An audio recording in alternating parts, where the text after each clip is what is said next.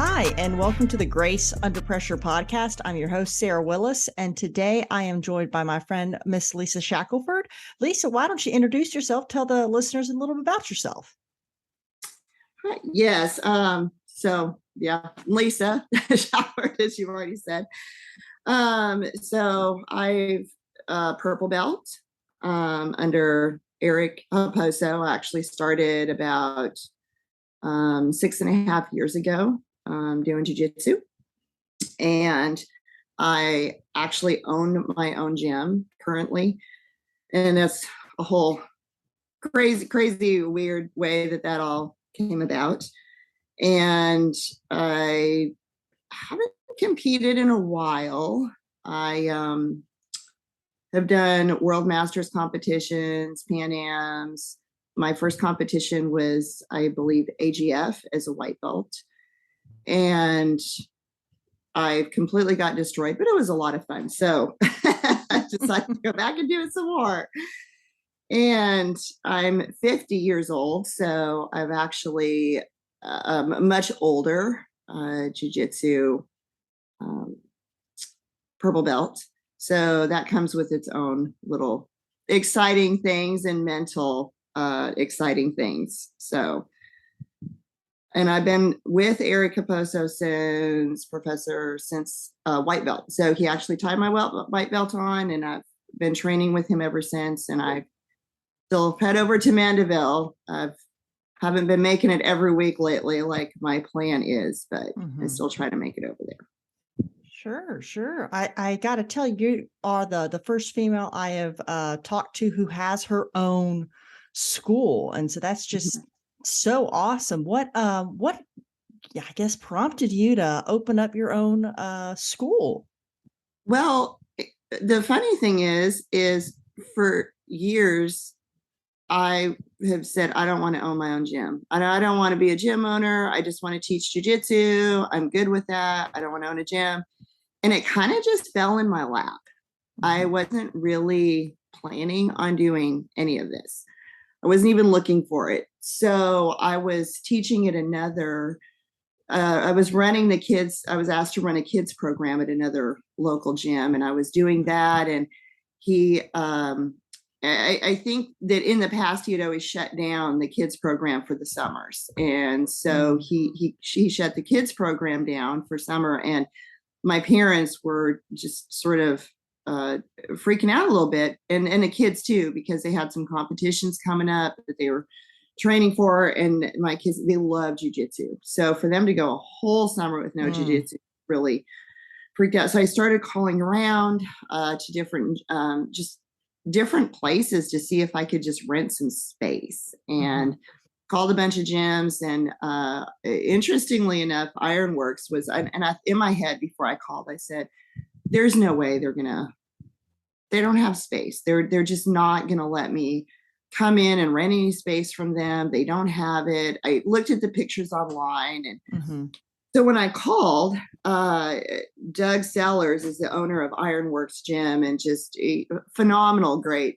guy, is all about helping kids in the community and very supportive of anybody trying to better themselves and be healthy. So I kind of explained to him the situation, and he said, you know what? He said, I'll be here until 3:30, 4 o'clock. He said, come on by, let's see what we can work out.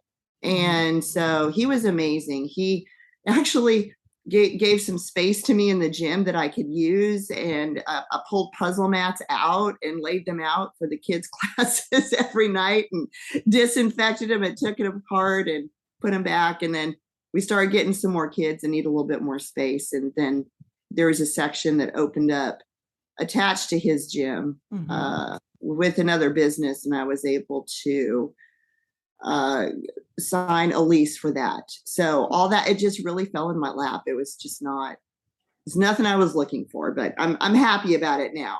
Yeah. I mean, that's really cool that it all just kind of seemed to line up, and it's kind of perfect, situation, because it's right next door, or right connected, excuse me, to a gym where people are being active, looking to better themselves. It's kind of natural marketing. That's perfect. Uh, but I guess, so you kind of went through a little bit of that process. What were some of the, taking it from renting some space to help teach kids to now it is a full-fledged business that serves more than just children? What was that process like? What were maybe some fears that you may have had? I think one of the biggest ones, and this is probably, happens with everybody at belt levels too, is sort of the imposter syndrome feeling, thinking that I'm just a purple belt and I have a gym, and what am I doing? And am I going to, my biggest thing is I want to teach very good quality jujitsu. I don't want to have students going out and having just not having good training. So with everything in my life, I am hold myself to very high standards, maybe too much of a perfectionist in some ways. And so that was one of the biggest struggles, was really just, and I still struggle with it, just the thinking of, I'm just a purple belt and trying to run a gym, and I'm teaching adults and I'm teaching kids. And so that's a huge struggle. Also just trying to balance everything with gym life, home life, my husband, family, all of those things together. But I would just say the imposter thing is the biggest challenge. So, and I've taught kids a lot, and that's pretty, to me, it's easy to teach kids. If they misbehave, you just make them do push-ups. And so, but even adults, they don't misbehave, but there's just a little bit more nervousness teaching adults, because you're like, oh my gosh, what if they ask me something and I don't know the answer to it, or I tell them the wrong thing to do. So just some of that. And I think some of that goes back to the perfectionism issue. Yeah, it's kind of like, I don't know, with teaching, because again, that's my background professionally is teaching. It's that I understand exactly what you're saying of, what if they ask a question and I don't know the answer? And so it's the panic that ensues, at least in me, when it's like, I don't know, but I think sometimes it's giving yourself the grace to say, that's a great question. I don't have an answer for it, but I'm going to get you one, Right. And I see, also I have, Eric, he's so good at seeing individuals and people and how they train and they roll, and, body mechanics and movements. And he's just so good at seeing what their abilities are, and helping sort of guide them towards their own unique style of jujitsu. And so for me, I see that, and then I'm thinking, oh my gosh, am I going to be able to help these people, figure out, or give them specific movements that is going to be catered towards them, that they're really naturally going to be able to do. So, yeah. So I have an amazing example. Yeah. But then it's like, oh my gosh. So I just have to keep reminding myself, he's on a whole nother level. And one day I'll get close to that. But yeah. Oh yeah. I'm about to say, because doing jujitsu to get to a purple belt, let alone, get to a black belt, if you keep on the journey, I mean, that's skill and that's dedication in and of itself. But then add on top of that, a whole different skill set is teaching too. And so I think, especially, I understand the imposter syndrome. I totally get that. But I guess the good thing is, it's, the time on the mat both improves your jujitsu and it also improves your teaching. So that's, one word of encouragement I can kind of hopefully give. Not that I teach, jujitsu like you, but yeah. And it does. It definitely does, because the more you do it, the more comfortable you get. It's one of those things, just like, when you train jujitsu, you only get better at jujitsu by being on the mat. And so with teaching, it's another you only get better through the experience of doing it. So For sure. It was kind of funny the other day. I actually was helping out with kids a little bit with kids class, and they're younger than I teach because I teach 11th grade. And so I don't think you could pay me to do elementary just because I can't reason with you enough. It's like, oh, no, no, no. And so I applaud you for being able to do a kids program.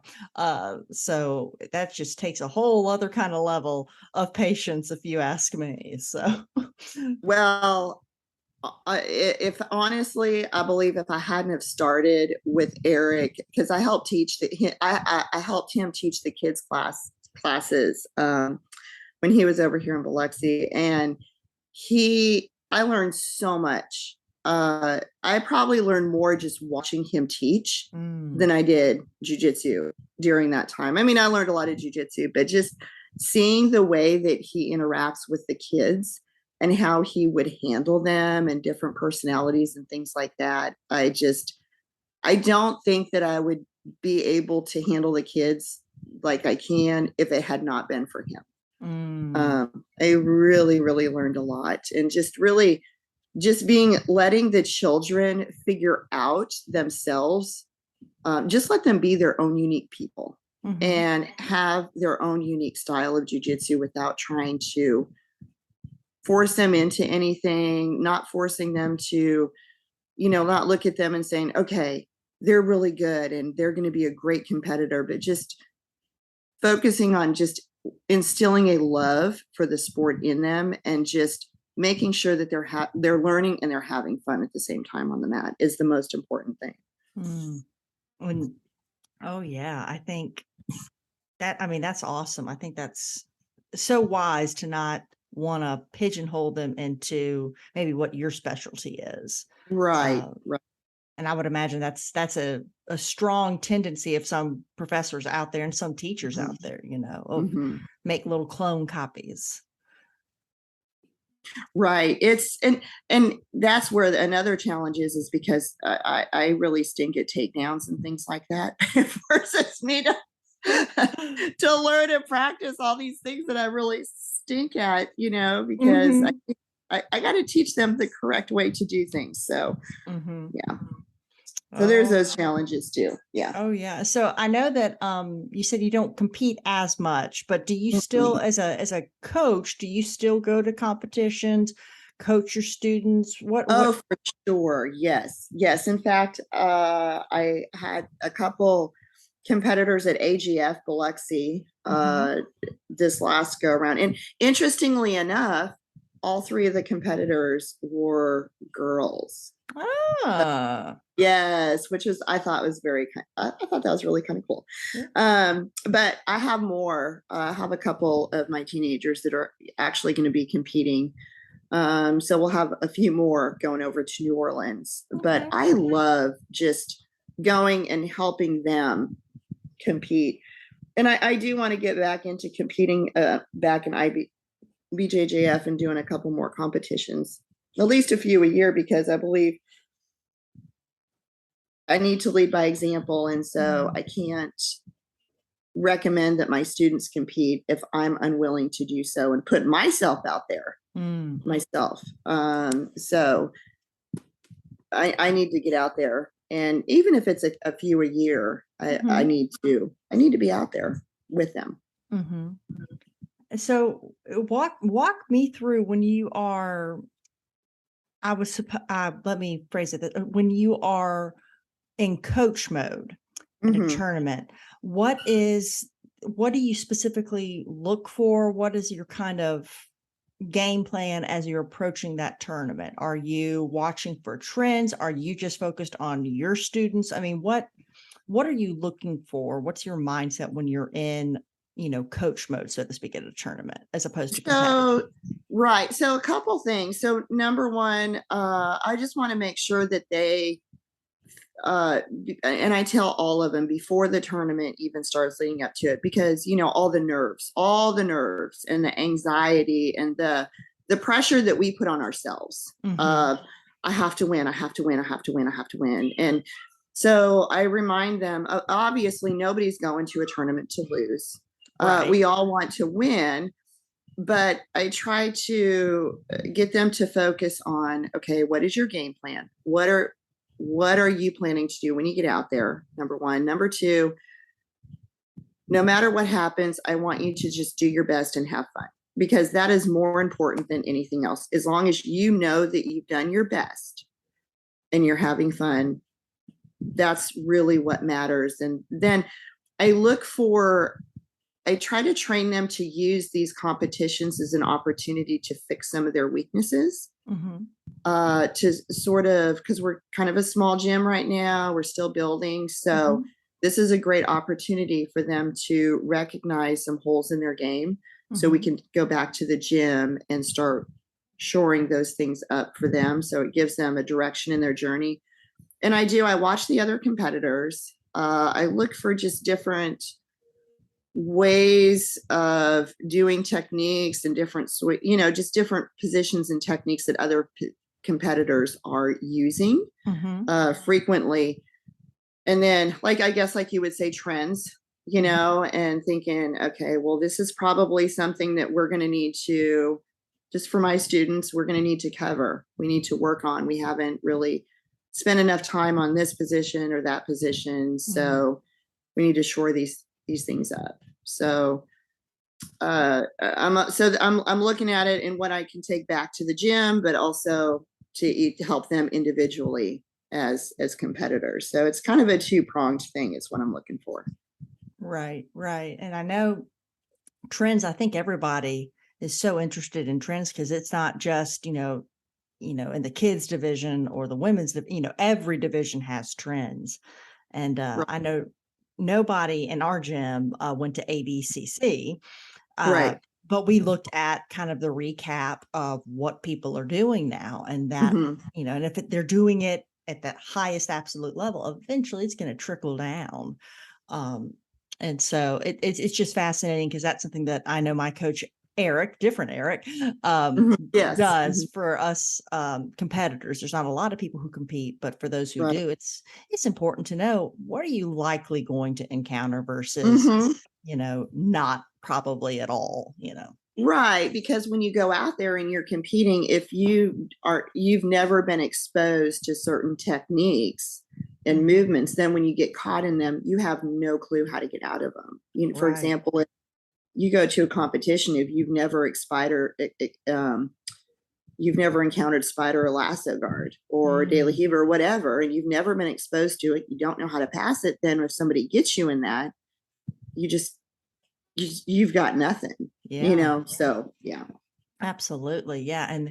And you add that, another level on that. If you're wanting to do no-gi for the first time, that's a whole different ball game, right? Oh goodness, yes. I always say no-gi is not my thing. I don't like no-gi, but I make myself do it. I always say no-gi is like eating your vegetables. You don't like it, but it's good for you.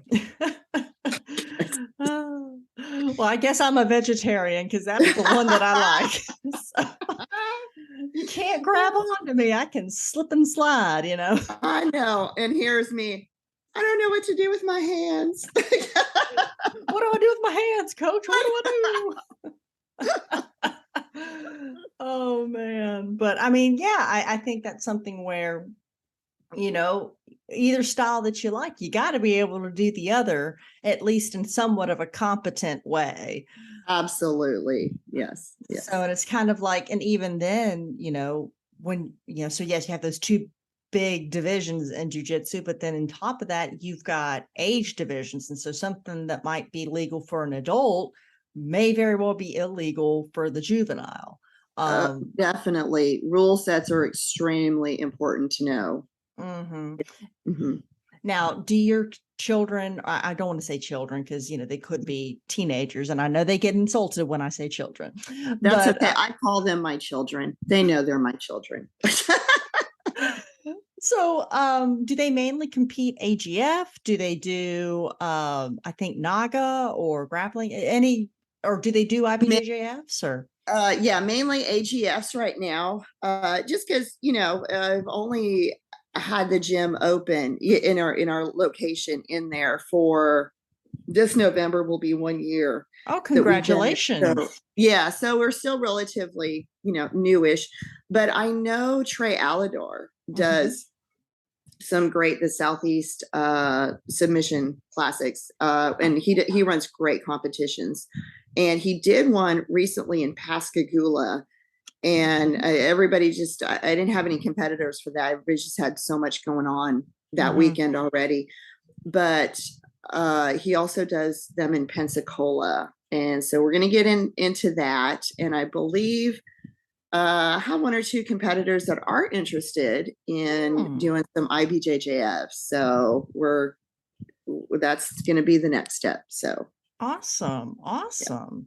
Well, that is great. And especially when you're just about to celebrate your 1 year anniversary, that's great that y'all are getting out and competing. That's wonderful. And yes, I have one of my I call her my assistant coach, but Nina, she's in her early 20s, and she loves it. It's just fun. She enjoys doing it. She's a tough cookie for real, and she works really hard. And I have a couple teenage boys too that are. I think once they get their first and second competition behind them, they'll be definitely competing more. So I'm excited to see where they go. Well, that's got to be exciting, kind because, like you said, they're kind of like your children. You feel like proud mama. Yeah. Oh, definitely. Yes. Yes.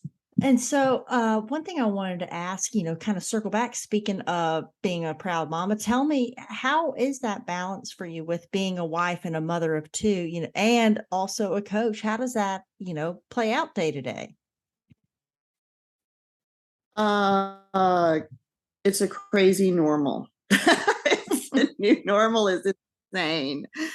A lot of times, there are some days I'm just in survival mode. I'm just trying to get all the things done that I need to during the day. And there's literally been weeks where I've a lot of weeks. It's funny because I tell some of my students, I'm like, yeah, people think that gym ownership is just this huge, wonderful, glamorous thing, and you just get to do jujitsu whenever you want, and whatever. I'm like, no, I probably spend more time cleaning mats and taking out trash and doing ads and posts and than I do in ordering things than I do jujitsu. I mean, it's a little bit crazy. Also, I try to really carve out specific time and honor that time so my husband gets time on the weekends, because most of the time I don't get to see him except maybe an hour or so at night before we go to bed, or two, because he works all day, and then I'm doing all the evening classes. Yeah. So a lot of times we don't hardly see each other during the week. So that's a little crazy. And it's there's a lot of times there's just not enough hours in the day. So I'm not perfectly balancing it. I'm just trying to manage and what's priority today, and let's get this knocked out today. So oh yeah, and I think there not being enough hours in the day, totally can relate. But then the idea of being perfectly balanced, that's an elusive concept. It's oh, for sure. Yeah. Life is too crazy, because it may be perfect, and then all of a sudden you get a phone call, hey, a pipe's burst. Well, okay, there goes my plan. Right. Or I always remember, even when I guess one of my favorite things that Professor always tells us with techniques is it doesn't always have to be pretty, it just has to work. And so I relate that to life as well, with all of this balancing act. Look, it doesn't have to be pretty, it just has to work. That's great advice. Yes. So, he has the best Eric, we call them his Ericisms. He has the best ones. Hey, so, I mean, that's a really good one. I think you could make that into like a t-shirt, sell just a whole bunch of them, For real. Yes. Oh my gosh. Yes. I love it. Oh, but And speaking of selling things, I know you're not only, a jujitsu gym owner, but you're also a soap maker. So tell me about that. How'd you get into Okay. that? So I actually ended up starting that during COVID. Mm-hmm. For some weird, crazy reason, for years and years and years, I just always thought it would be cool to be able to make my own soap. I don't know why. I didn't even know where the idea popped up. I was like, I want to make soap. I want to make my own soap. And I always chickened out. So the first time I did all kinds of research and studying and soap molds and all kinds of stuff. And I went to I was going to buy the stuff.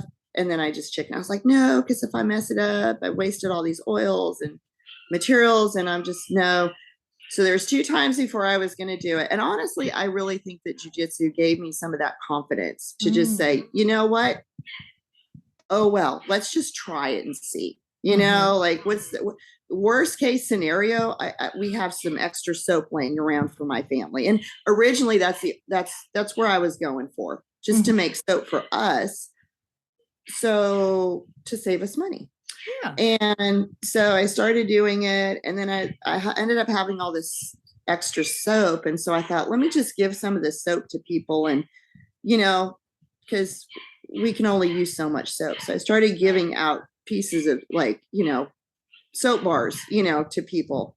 Like, hey, what do you think of this? Do you like this? And then eventually people are like, you need to sell this. You need to sell it. So then I thought, oh, okay. And again, well, what's the worst that can happen? Let's just try it and see what happens. So I did. And I've actually got a couple wholesale accounts, regular. So Gaidama, that does the amazing women's jiu-jitsu gear. Gosh, yes, love their stuff. Yes. I believe you cannot have enough spats from them. Literally, you cannot. Agreed. Oh, they're gorgeous and amazing. They're my favorite, and I wear them all the time. I even wear them to buy groceries. I don't care if it's jiu-jitsu or not. It makes you look good. You feel, and you're ready. If the situation arises, you are ready to roll. Self-defense. I got my spats on. Come at me. I'm ready for you, right? That's the real reason we do. Yes. Don't mess with me, dude. Just buying my groceries and minding my business.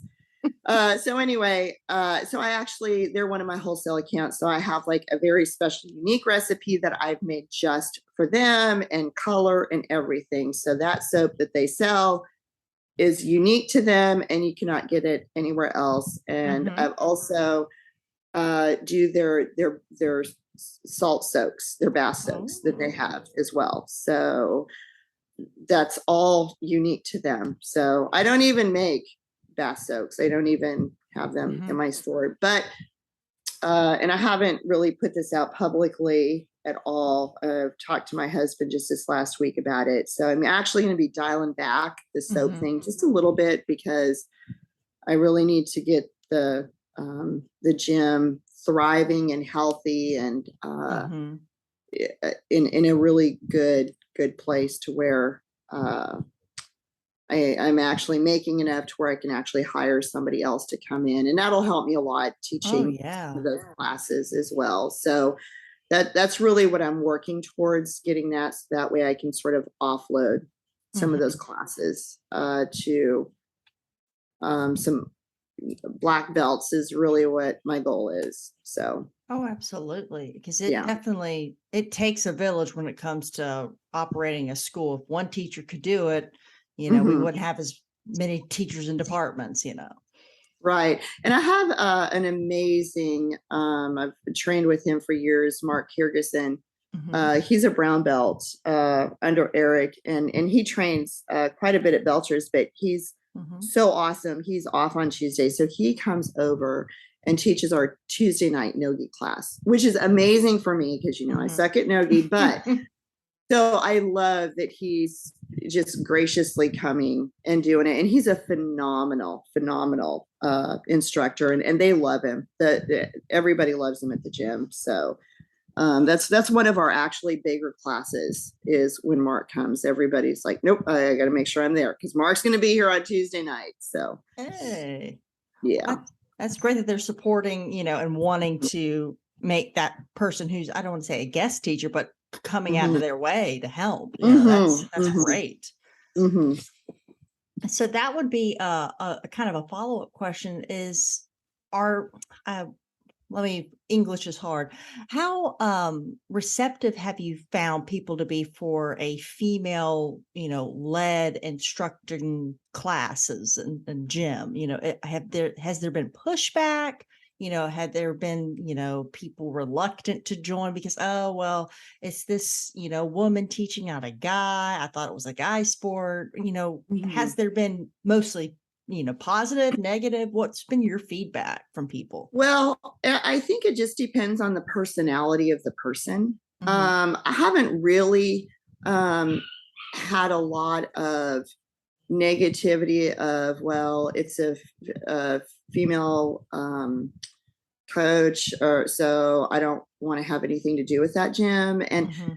the gym that I'm in, Ironworks Mhm. gym, the owner Doug, owner of Ironworks, like we do a lot of cross marketing and stuff, Mhm. and he's incredible. He's from the very beginning, he's just gone out of his way to be so helpful and incredibly supportive, and everybody at the gym there, it's just such a great positive gym vibe there. So they've all been incredibly supportive and helpful.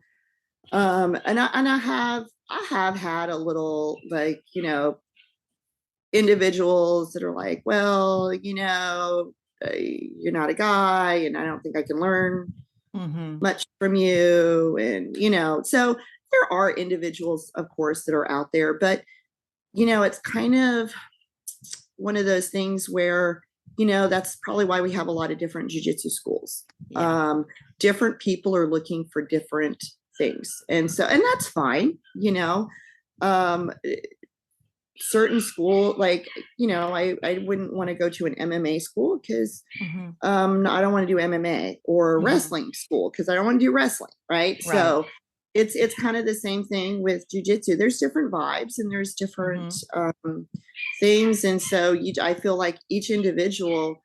The important thing is people do jujitsu and they have a positive training atmosphere, and Mhm. so Mhm. it's people need to go where it's gonna fit for them. So if I'm not a fit for somebody, that's okay. Mhm. Um, it will be for somebody else. So, Right. but I think probably the biggest struggle with that is then getting uh, more. I have a lot of teenage boys, but getting men into the Mhm. gym because they want to have other guys to Guys. sort of help push them. Mhm. Uh, and of course, so like 145 pounds. And then if I got some 200-pound dude, there's just Right. so much, yeah, there's only so much I can do. So Right. I think men, they need that. Mhm. They definitely need that camaraderie of other men. Mhm. So that's the struggle. That's definitely one struggle that I run into. But for the women, um, the big thing for the women is, even I just recently started some women only classes. Mhm. And even the women that come in they're so nervous, Mhm. even in the women only classes, because they just don't know what to expect. But I think they feel more comfortable coming in Mhm. with having me as an instructor and being only women in the room. Yeah. But they definitely, um, I think there's most women, when they think of Brazilian Jiu Jitsu, they think UFC. Oh, And, sure, sure. it freaks them out. And so I think there's a lot of educating that needs to be done in that arena of that jiu-jitsu is not UFC, that Mhm. women can come in and enjoy the sport, whether they want to compete, whether they just want to just do it for their health or fun or mental aspects or whatever their goals are. Oh, yeah, and I think because we just don't have a whole lot of, in general, females, and let alone female instructors. And I think that's having a female leading a class, a female only class, that's about as unintimidating for a new female as you can get. And that's certainly a welcoming environment, I would think. But to your point with the guys, yeah, it's, we, even though it is a female specific podcast that, that we're on, we have to recognize guys need guys too. They need to be able to be pushed. For sure. Yes. And I love training with my with the guys, because if I'm out in the street, I need to know the strength that I would be up against if I'm out in the street and somebody attacks me. I need to know. I need to know that. And so, and not only that, but just they have different games. They have different styles. They make me better. And so I absolutely love all my male training partners. They're amazing. I need them. So. Oh yeah. About to say, you can't have a complete gym if it's just one side of the coin. You've got to have, got to have a lot of different looks. And so that's why, if everybody was rolling just like you wouldn't know the game, the holes in your game, because everyone's a carbon copy. And so that's, you need to have, a stained glass approach. You need the yellow, you need the blue pieces, to make a beautiful picture, whatever it may be, For sure. What are some of the, as a coach and somebody who's, obviously an advanced belt, what is, I would say, the biggest challenges you've seen for women, getting into and advancing in jiu-jitsu? Because, as I pointed out earlier, it's rare to see, a female instructor or, an advanced female, yes, because of the numbers, there's just fewer of us. But what have you seen as far as keeping women from advancing or even starting? What are you seeing? I think the biggest thing is just getting women started. I think a lot of women, once they're in it, then and they start, they're like, oh my gosh, this is so much fun. I've had a lot of women, they're so nervous when they step on the mat. And I've heard from several females that if it wasn't for somebody pushing them or just kind of dragging them in, or that, well, I just did this because, my son's doing it and I went in with him, or my coworker was like, you have to do this, they said I wouldn't be here. And then, they've said, oh, but they said that a female was teaching. So I was like, okay, I'll just try it, So I think for women, it's just getting them on the mat. That's, again, even in the women's only class that I have, these women came in and they're absolutely, you can just see it on their face, their body language. They're absolutely terrified of like, oh my gosh, what is going to happen to me? What am I going to do? And are they going to just,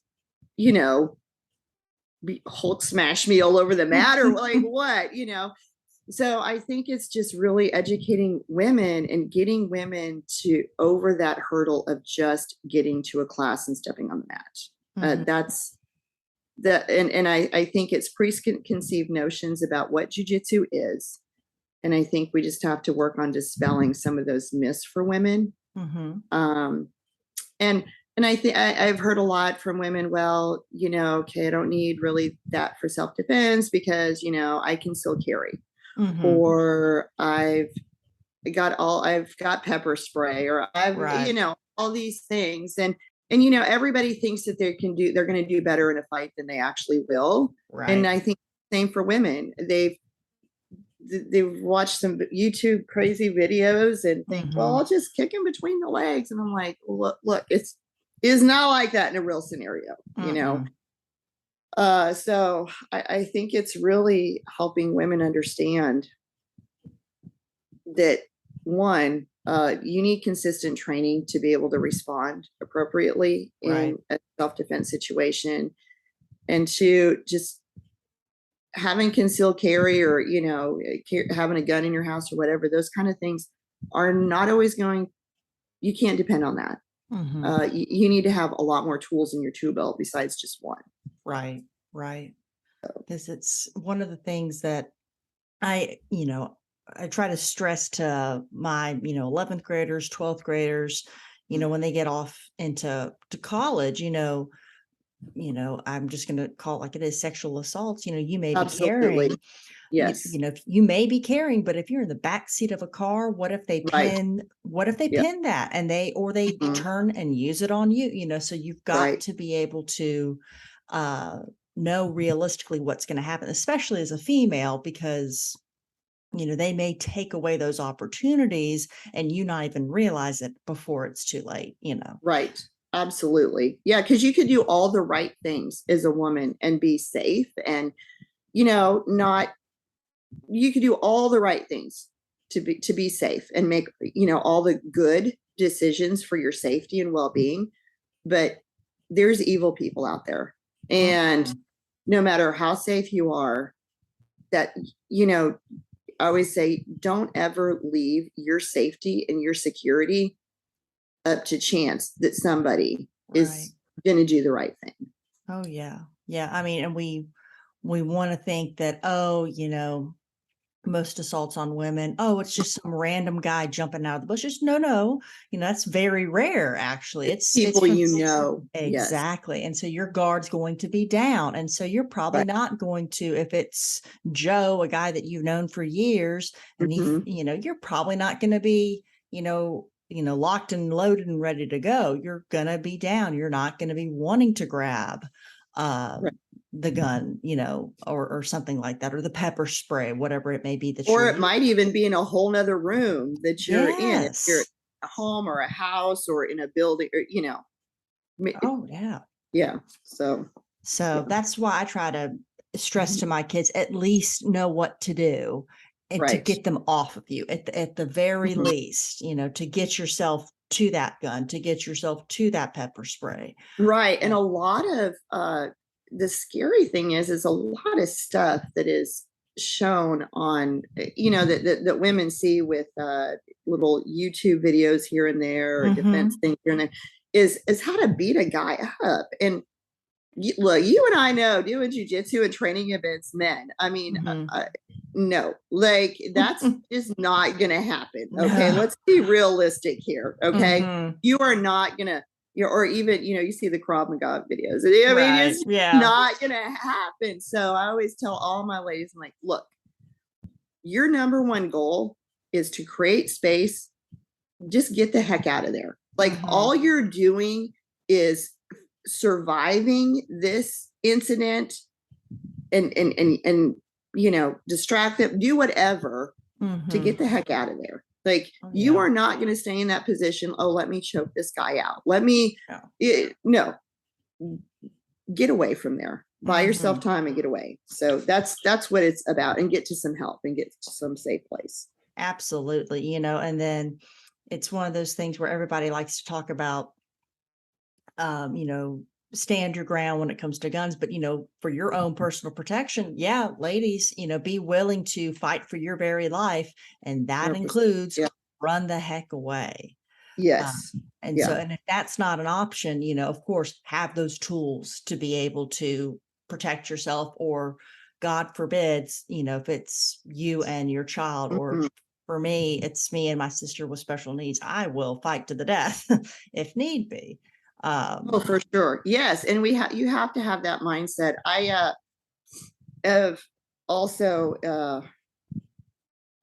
am through the state, was able to be certified as a defensive tactics instructor for the police academy in Harrison County. And so I help teach the defensive tactics to the police cadets during that week of their training.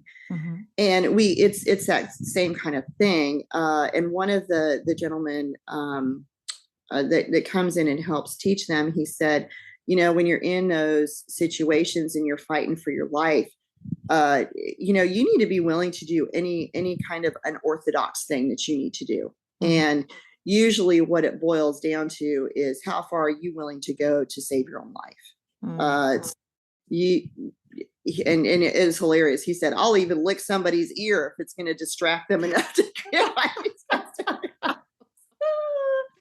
he was like, I'll pull a Mike Tyson on him. I don't care. Like, I'm like, look, I'm fighting for my life here. I'm gonna do whatever I need to do. And so I was laughing. I was like, yeah, I mean, because in jiu-jitsu we teach, like, look, you can't, people can't defend two things at the same time. They can't focus on two different things at a time. So if you distract them with one thing, then you can do something else and,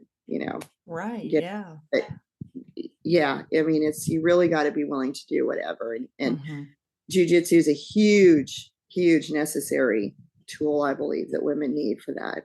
Oh, yeah, agreed. And I think, we're talking about all these serious life and death. I mean, really and truly life and death situations. And that may scare some women from like, oh, well, it's going to be too tough. It's going to be too rough and tumble.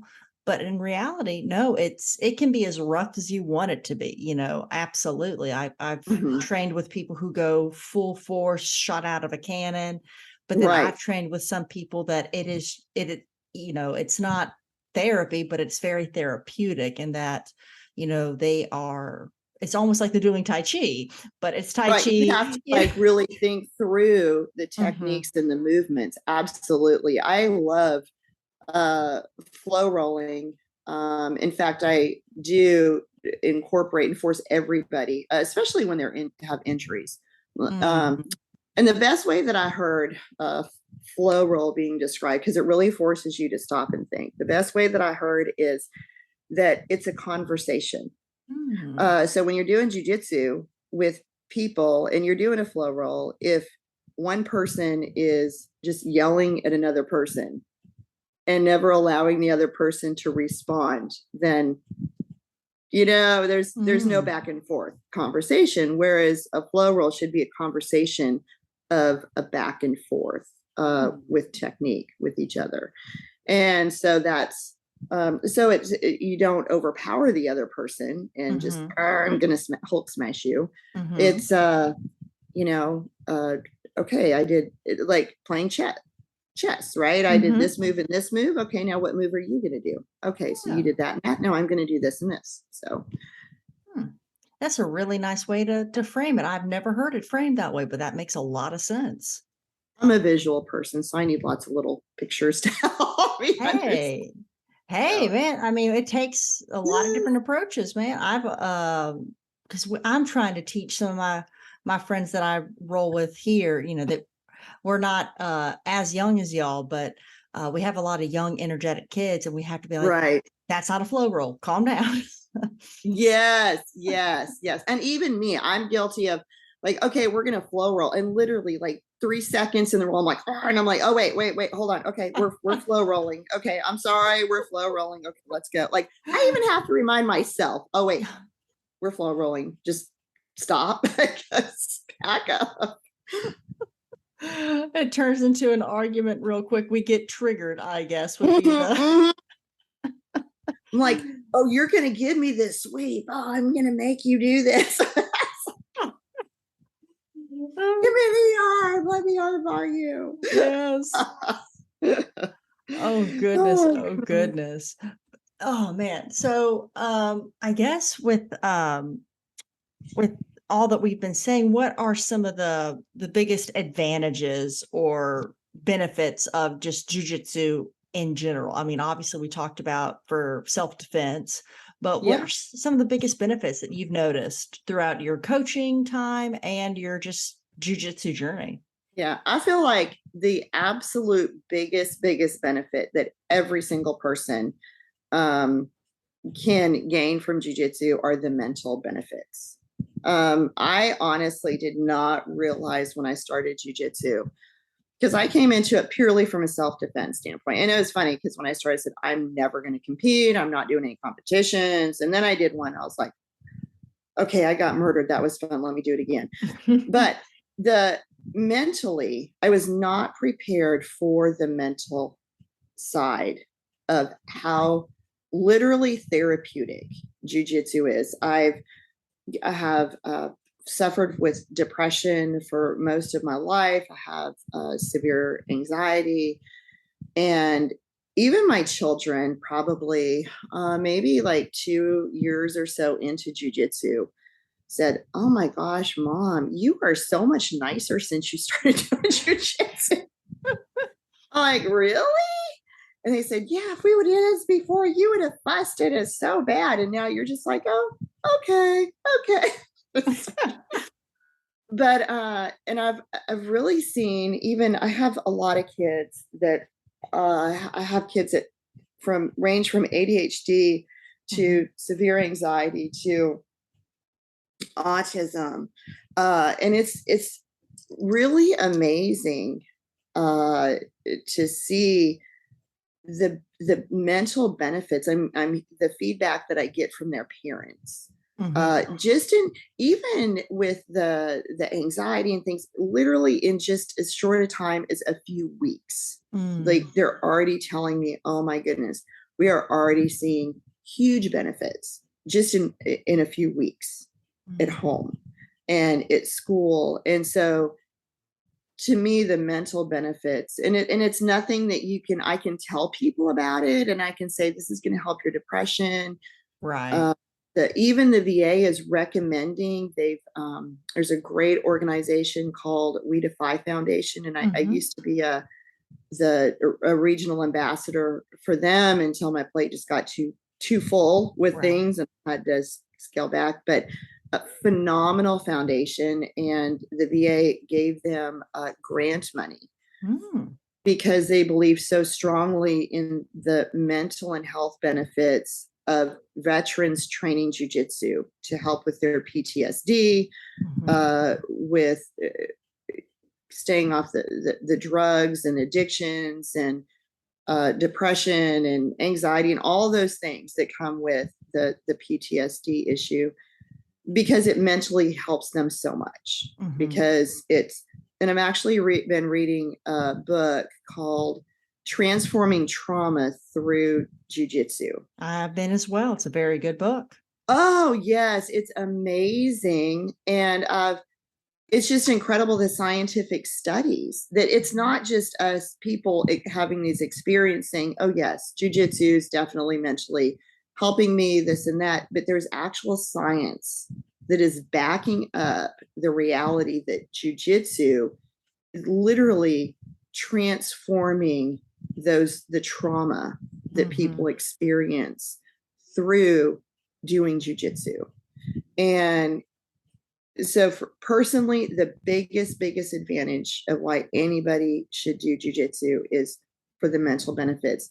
And honestly, the world that we live in is just so messy, and I believe probably there's probably not a single person that you would talk to today that has not been through some form of trauma. Oh yeah. And traumatic experience, or I mean, even I know people probably think, well, I haven't ever had a life or death situation, so I haven't experienced trauma. But if you've experienced the loss of a loved one, if you've experienced divorce, if you've experienced broken relationships, traumatic childhood, I mean, all of those, sexual abuse, all of those things are trauma. And everybody's trauma looks differently. Right. But I believe anybody that's suffered or experienced trauma definitely needs to get themselves on the mat. And that's why I call it mat therapy. That's absolutely what I call it. And this is not therapy that you're going to get just from going and talking to a counselor, because it's engaging your brain and your body.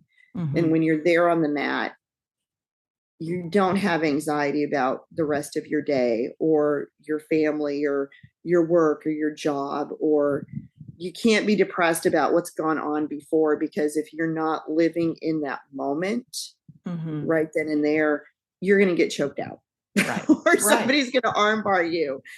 You have to be in the moment. And so for that brief amount of time, you are purely in the moment of what you're doing in your brain, and everything else has been shut out for that space of time. And so, and I've even noticed I've gotten better through the years. I mean, it's only taken me about 6.5 years to start to, even when I'm in other places, start to practice of, okay, you're right here, just be in the moment. Stop thinking about all these other things. You know, you're doing this right now, so just focus on this and be in this moment right here. So I think it's just such a powerful tool mentally. And so hands down, for kids with autism, I have a little autistic little boy. He's just so sweet and precious, and it's amazing how smart he is. I mean, he can, like, he's got the whole class like just down and memorized, and he will just go, and I'm just, whoa, you know, I mean, he's just incredible to see just how far he's come from his first class of just being completely unengaged in class. So anyway, yeah, that's my big thing. I will totally get on a whole soapbox about the mental benefits of jiu-jitsu. and you've got the boxes of soap to do it for sure. Oh, that's true. That is true. Yeah. I like what you did there. Yeah. I'm here all week. No, but I mean, I can definitely attest to that, you know, just that being present, that's so huge. And I think that helps, especially with teenagers and, you know, growing at, you know, young adults. For sure. That you think about everything they've got to go through. Yes, school, family, you know, but it's also, for some of them, it's a really trying time. You know, when you get into those middle school ages, that's when they start really developing their sense of self-worth, their value. And, you know, they may be getting bullied. When I was growing up, you know, there wasn't cyberbullying. You know, the internet was just becoming, available on phones. You know, you hit that little internet button, you were afraid because that, you know, mom was going to kill you because it costs like an arm and a leg to hit that internet button. But now, you know, you can't escape it. So they may be going through bullying and wondering, do I have value? And they can shut all that out when they're on the mats, and they can get that immediate, you know, endorphin kick from doing something hard, you know, going through that physical struggle, and overcoming it, you know, and just getting comfortable with being uncomfortable. That is just such a huge benefit, I would think, for, you know, growing minds. And then even for those that are in recovery from trauma, be it, you know, PTSD, you know, sudden loss, sudden change, whatever it looks like. And I hate it when I hear people, and you mentioned it, people saying, well, I don't really have trauma, because they're thinking it's got to be, you know, a 10 out of 10 for it to be trauma. But it's like, no, it could, whatever rocked your world, that's traumatic for your world. It could be, you know, if they see it as a minor, as a job loss or a job transfer, that could be traumatic, you know. Absolutely. Yeah, that's trauma. Yeah. And it's like any kind of, I like the way they described it in that book, is any kind of wounding, anything that has wounded you, that's trauma. So, you know, on our skin, you know, a scrape is a wound. It can get infected just as bad as a deep cut that needs to go get stitches. Absolutely. So it's all wounding. So oh yeah. And I think that's a really good metaphor as a literature teacher. You think about it, that scrape on the skin, it's a wound, just like a big stab wound would be. But if you don't properly care for that scrape, it's going to end up festering and turning into something that, if you had properly bandaged it and taken care of it, you know, a wound is still a wound. So they can be just as life altering. Just ask people in the pioneer days, you know, you failed the Oregon Trail because you got dysentery, you know. Yes. It's all different for everybody, you know. So yeah, for sure. Now, I definitely think they need to be, and anybody everybody's got trauma in their life, everybody of some form. And it helps you, I think, jujitsu and other combat sports, but particularly with jujitsu, because you can kind of control. It is more gentle in that regard. But you know, you can physically, in a way, work out whatever that that stress is and be present in it without fear of, being killed, so to speak. And Yeah, it's safe. yes, it's a safe space. It is. It is. If it's run correctly, it's a safe space. I For am sure. very, I tell all of my students when I come in, and especially like you mentioned, teenagers, Mhm. they go through so much stress at school. Yeah. They go through bullying, they go through, grades, and just all kinds of mess. And I tell every single person when they come in here, and I have law enforcement that trains at my gym as well. Mhm. They see the worst of the worst on their Yeah. job. They see Mhm. the worst of people on their worst days. Yeah. And so, or the belly of the beast, if you will. That's what they're Mhm. seeing all the time. And so I tell all of them, like, look, when you walk into this gym and walk into this building, into this space, this is a positive space, Mhm. drama free, stress free. Just laugh your head off, have fun, train, work hard, get what you need to get out of this training. This is a safe perspective, a Mhm. safe, protected space Mhm. where you come and you get away from all of that other stuff that's out there. Mm. And I mean, and carving out that space and Mhm. protecting it. That's the mark of a fantastic school and a fantastic environment. Mhm. It would, as Ben and I both have said, it it would pass the smell test. Yeah, When yes. Yes. so, and I think that, you're very blessed and very fortunate that you have been around a great, teacher to model Oh, for your style, your school, and especially, Doug Sellers, with the bodybuilding community, I know him, and a great kind of yeah. facility partner as well. It's really and Yeah. truly, you're very fortunate to be surrounded by such supportive Yeah. and great people. Oh, for sure. And I've also, because I've known Greg Lappin. I actually met him and his Mhm. wife Casey through the We Defy. And so Eric teaches over there in Mandeville. On Wednesday, he does some comp training and things like that with Stephanie over there. Mhm. And so oh my goodness, even Casey and Greg, they have the same gym atmosphere. Mhm. And I love it. And I always encourage my students to go over there too. And they Mhm. love it. It's like that's my home away from home, but it's because they're just such amazing people. And when you walk into their gym, you feel that atmosphere. Like you Mm. literally, it doesn't matter if it's your first time, they never treated me like I was a stranger. It's Mm. like you just walk in and you're part of the family. And That's cool. so they've been a tremendous help to me, an example to me as well. So Mhm. truly been surrounded by a lot of incredible black belts that just are amazing, amazing people, amazing men to model after. Oh, for sure. And I think, give it a few more years, you'll be another black belt instructor for other people to model after in the area. I mean, it's jiu-jitsu's come a long way in Mississippi from when I first started. I'm sure from when you first started. Oh, for sure. It Yeah. has grown from the UFC style gyms Yes. to these safe spaces for people to, if they want to compete, they can compete. If they want to Right. get the health benefits, they certainly can too. Uh, Mm-hmm. which is great to see because I know when I first wanted to try it, I was turned off because like there's no other women. Not that I'm intimidated by that, but it's like literally it is not passing the smell test. It's horrible. Like nobody's cleaning anything. Right. Right. Yes. So Yes. but yeah, so is there anything you would like to maybe announce coming up? Stuff to remind the people of maybe where to buy your soaps, where to check you out on Facebook. Sure. I would love it.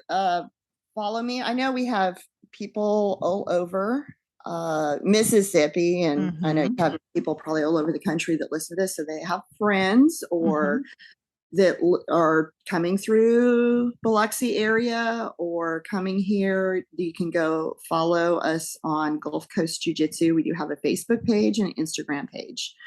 So that would be fantastic, and we always post updates. We have a seminar coming up with Tyler Scalise from over in Sulphur, the owner, black belt over at Olympic BJJ, and he's amazing. He's a lot of fun. I'm again through We Defy Foundation, so it's just crazy how much richness and connection jiu-jitsu has brought into my life. So he'll be doing a seminar. So definitely, if anybody's down here, I'd love to have you swing by for that. And let's see. And when is that seminar? Let us know. Let me look. We had to change the date because there was a competition that day, and I was like, oh no, we aren't. We you know how it is. You can't do seminars when there's competitions. No. That's pretty important that we don't do that. So it will be November 19th. Okay, great. At 10 o'clock. It's on a Saturday, November 19th. Okay. So he's a funny guy. If go check him out. I like his little competition pictures because he always does hilarious little captions in those. So I told him jokes are required when he comes. So there's that. It's going to be a fun time. So definitely come on over and support him and his teaching. Yeah. So.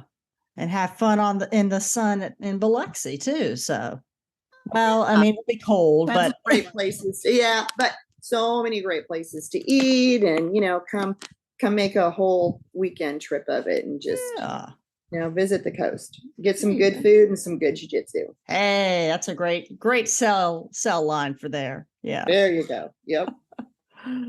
But yes, and then soaps. Where can we name of the company where we can look you up? So it's called Luxury Shack, but I'm kind of doing some scaling back for balancing. So go to Guy Dama, buy it from Guy Dama. There's also the I have Jessica Williams in Bogalusa. She owns a shop in I'm trying to think of the name of it. It's a hair shop. It's something time. It's THYM. I'm like, oh, I'm having brain fog right now. That's all right. I should have written all this down. I wasn't even thinking about it. But anyway, so she carries my soap. So go there for Christmas. And I also carry soaps at my gym as well. Okay. And so I'm sort of going to be scaling back from the online thing, but I will still be doing the wholesale orders. So it'll be, come by in person or, so there'll still be soap available. Just it's going to look a little different than what it has been. So. Okay. Well, Lisa, thank you so much for joining us today. I love the conversation, just the insights. So yes, you are welcome back anytime. Yes. And I just wish nothing but the best for y'all coming up on your 1-year birthday.